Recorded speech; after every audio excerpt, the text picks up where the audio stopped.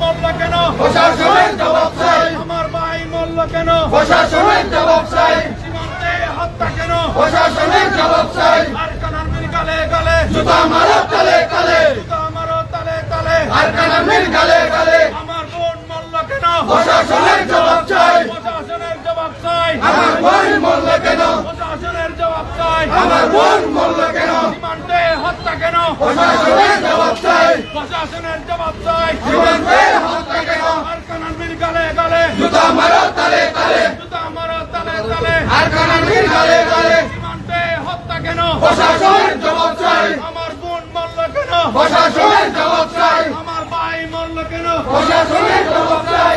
সীমান্তে হত্যা কেন? প্রশাসনের জবাব চাই। আরকানার মির গালে গালে, জুতা মারো তালে তালে, জুতা মারো তালে তালে। আর কানামের গালে গালে, Limpang.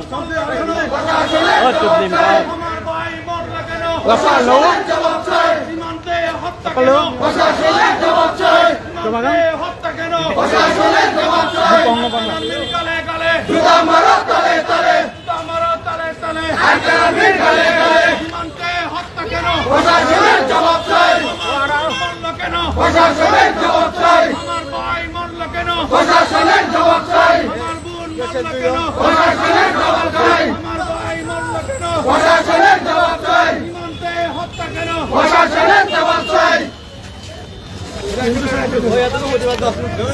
দর্শক ইতিমধ্যে আপনারা দেখতে পাচ্ছেন মিয়ানমারের টেকনাফ যে বিদ্রোহী আরকান বিশেষ আর্মির করে কর্তৃক আমার বোন হুদাইফা কেন গুলিবিদ্ধ হয়েছে? আমার বাইক কেন এসকালেটরে পা বিচ্ছিন্ন হয়েছে?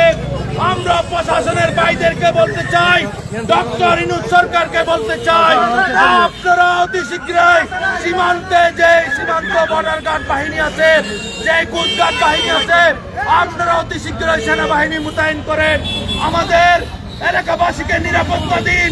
আমরা আর কোনো লাশ চাই না, আমরা আর কোনো গুলিবিদ্ধ হতে চাই না। আপনারা যারা রোহিঙ্গাকে এখানে মেহমান হিসেবে জায়গা দিয়েছেন, আপনারা তাদের রোহিঙ্গা ক্যাম্পগুলোকে সিলগালা করে দেন।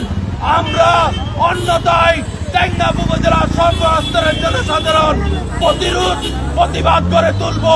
আমরা টেকনাফ বদল করে দিতে বাধ্য হব না।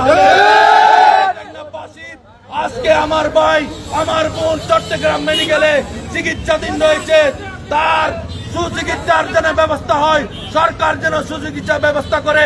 আমাদের বিএনপির পক্ষ থেকে এই উদাত্ত আহ্বান জানিয়ে আমি আমার বক্তব্য শেষ করছি।